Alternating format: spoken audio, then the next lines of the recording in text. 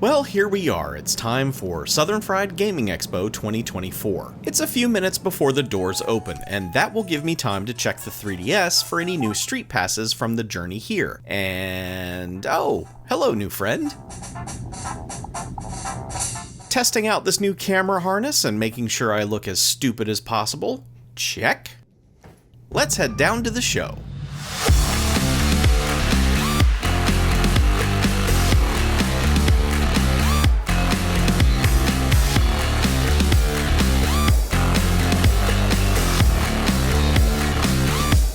I was hoping that this would be a good shot, walking through the doors and the crowd would part and reveal the majesty of the show floor, but the show floor just isn't set up for that kind of reveal. That's a bummer for me as far as editing goes, but let's check out what is here this year.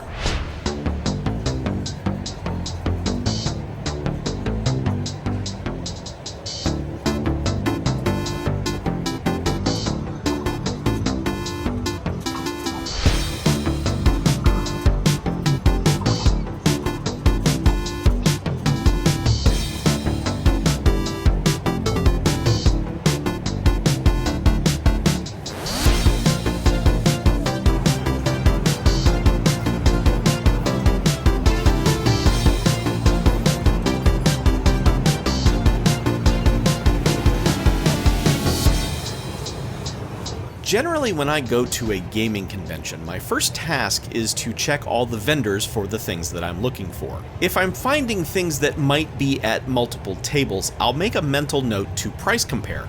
But if I see something rare-ish, I will go ahead and get it. Because in my experience, the stuff I'm in need of will be gone in an hour if I don't go ahead and grab it. Now, I am here for Xbox 360 games. I'm trying to finish that collection. But there was a nice Gold Star 3DO here. I don't need another 3DO, but I don't have this model, so I was considering it. It became one of those, by the end of the show, if it's still here, maybe kind of things. But I'll jump ahead and say, no, I didn't get it. Someone else bought it before the final day. Good selection of Nintendo consoles and handhelds here, Nintendo 64s, GameCubes, Game Boy Advances, even one of those Super Famicom boxes, which was a Super Nintendo for hotels, I believe. I considered getting this copy of Crew Ball, the Motley Crue themed pinball game for the Sega Genesis, but it's $44, and I don't know if I'm at the point where I need to be spending that much on my video pinball collection just yet. Sonic's pinball is much more affordable, so that one's a maybe. I'm gonna remember that one. Also though, skitchin', very important, skitchin'. Sega Genesis stuff is all super expensive now, though. I don't think I will be starting that particular collection anytime soon. Or ever, probably.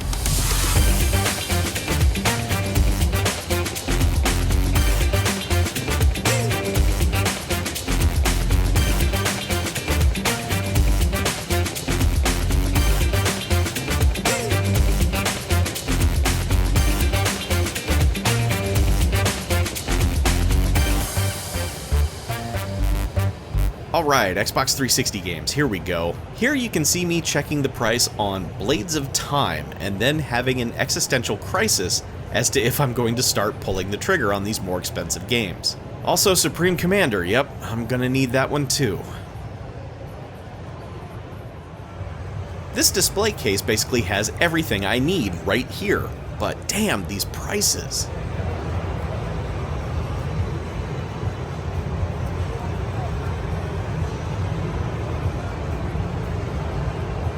Wartech? Yeah, I need that one also. Stacks upon stacks upon stacks of NES, Super NES, Nintendo 64 carts, and other Nintendo games all over the place here this year. I just want to take them all home. But okay, let me get out of Vendor Alley here for a bit before I just set my credit card on fire. And I walk straight over to more vendors. And of course they have a SpongeBob game that I need. Ugh. I suppose if you wanted to build that fake bomb for the Libyans, this would be the booth you would need to visit for your used pinball machine parts. Custom retrocades here, that's very smart for one of these conventions.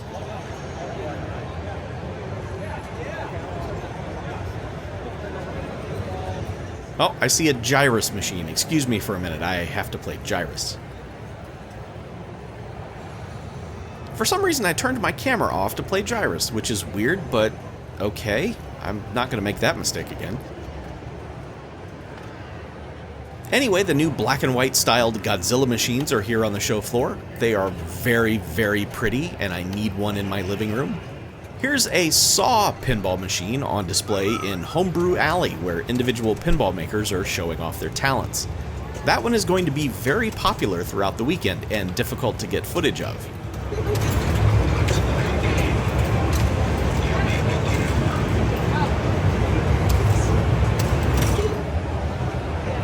YouTuber? No. You ever lie for no reason? That's the worst kind of lie, huh? I stand to gain nothing by this lie. Seriously, that was pure panic on my part, and I have no idea why I said that. I'm sorry, ma'am. Yes, if you are watching this now, a year later, I am a YouTuber.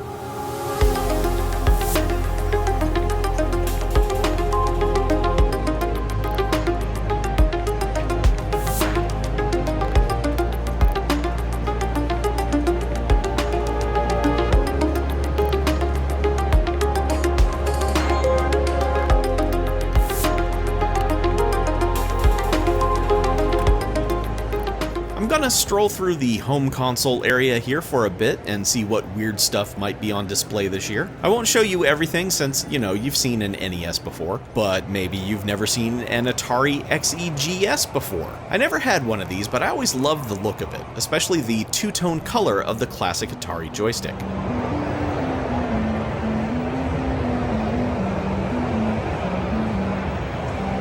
There's a TurboGrafx out here for everyone to enjoy.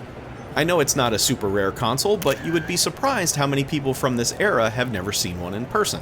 Also, here's a very nice Sega Saturn. Again, not rare, but this one was just in tremendous shape with a shiny new layer of polish on it, and I just wanted to show it to you. Here is the Steel Collectibles booth, tons of stuff in here.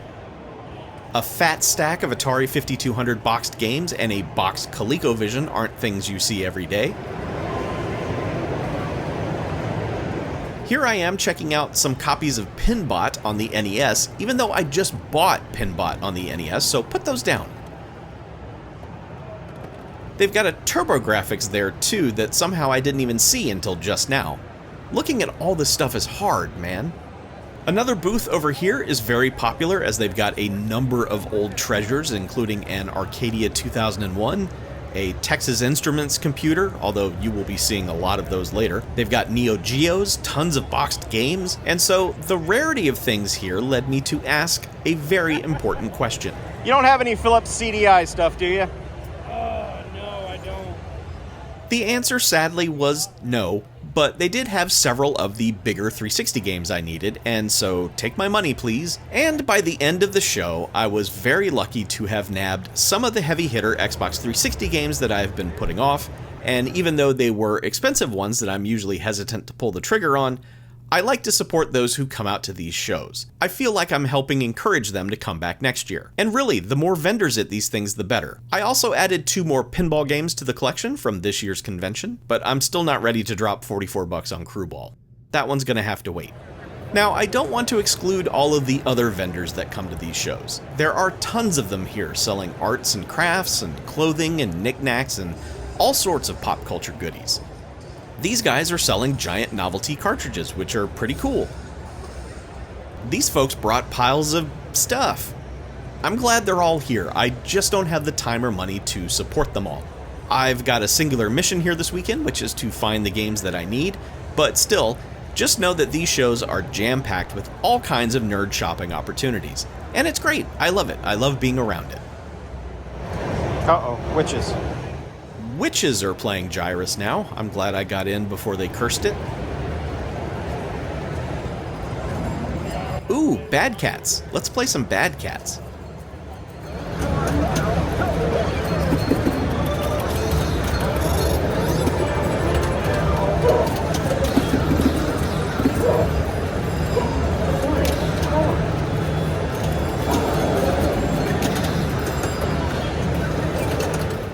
I'm over here looking at the tournament area now, trying not to get mad about how there are as many machines in here as there are on the show floor.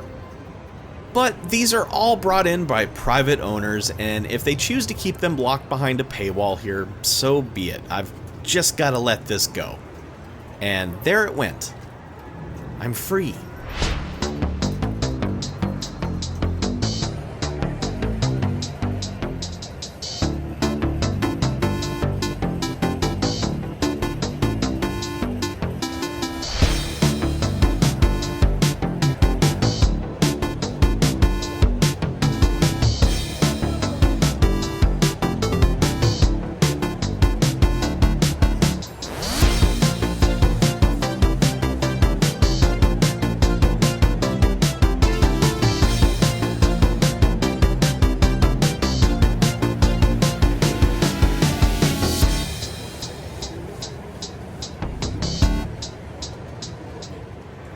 Here's another of the newest tables here. This is Elton John from Jersey Jack Pinball. The lighting on this machine is nuts.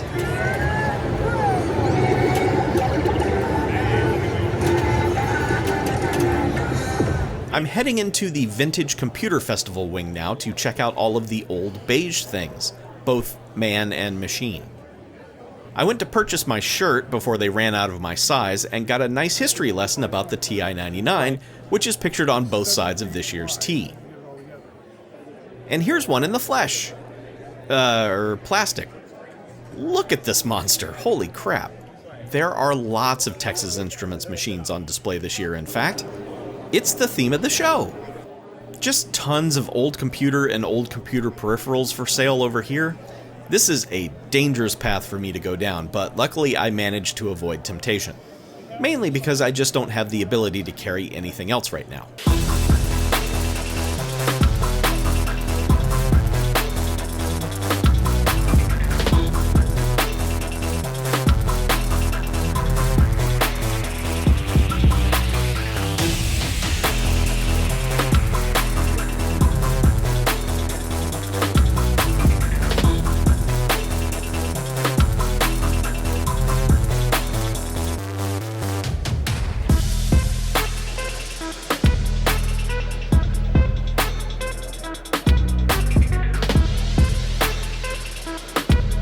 Oh man, I had forgotten that this was CrowdStrike weekend. What a silly time CrowdStrike was. All the Weather Channel tech is back again this year, although sadly not front and center this time. Again, really cool stuff here, and I read recently about a project where you can get your own version of the software running on a Raspberry Pi. I wonder if that's these guys also, or is there some sort of schism? This is a very, very, very cool display of vintage handheld games. Kids, these are what Game Boys used to be like, except they only played one game. Oh wait, a Game Boy is too old of a reference now. Okay kids, these are what a Nintendo Switch used to be. Here's that cocktail cabinet-sized two-player head-to-head Joust pinball machine. I think this format could have caught on if it had maybe been released a couple of years earlier. Although I imagine the wear and tear on a two-player simultaneous battle pinball setup might be a lot higher than on your typical pinball machines.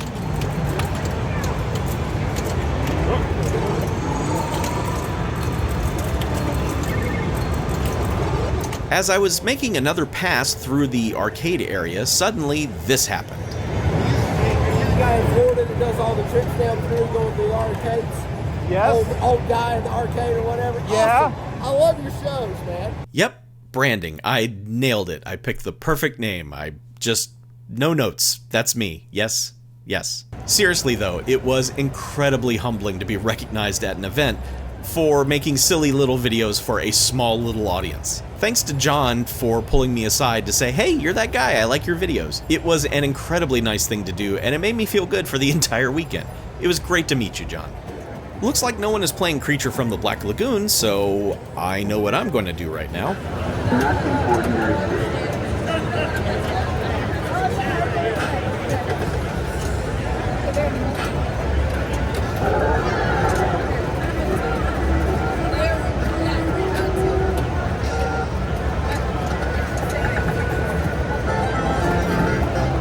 EA's first college football game in a decade came out the week of the show, and at first it was killing me not being able to be back home and playing my copy. Luckily, there was this Red Bull station set up with lots of college football being played. Hell, I stood here and just watched people play numerous times over the entire 3-day weekend. And also the old school Tecmo Bowl tournaments on stage right next to there were a blast to watch also. Time to check in with the 3DS again, and yep, just as I figured, a lot of people still carry these around. Hello to all my new Street Pass friends.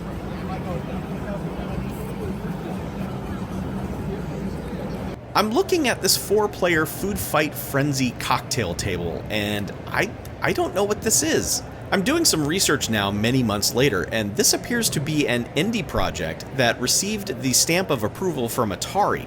And so these machines are now making the rounds at conventions. Very cool. I'm a big Food Fight fan, and this seems to have that same competitive spark that the Pac-Man Battle Royale game has. Awesome, super neat. I'm gonna have to make a point to check this one out if it comes to an upcoming show.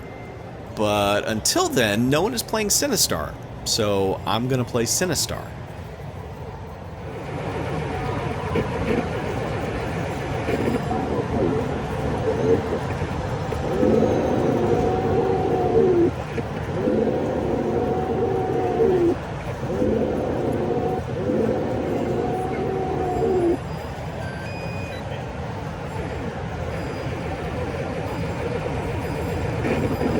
Here's the Saturday morning board game flea market, which is always very crowded. This is an immaculately maintained and upgraded Williams Funhouse table. I'm so glad someone brought this one this year. This plays great.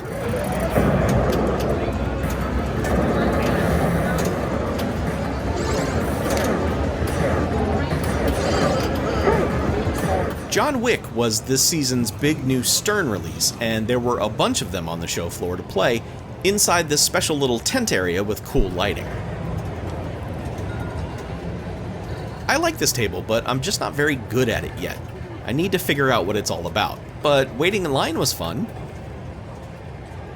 Sunday morning was the retro flea market over in the vendor area. I guess some vendors only sign up for Friday and Saturday because their tables were available. It's crowded as all hell in here, as you might imagine, as everyone swarms in to find some limited time deals. Lots of arcade boards and pinball parts here, which saves me some cash because I just don't need such things.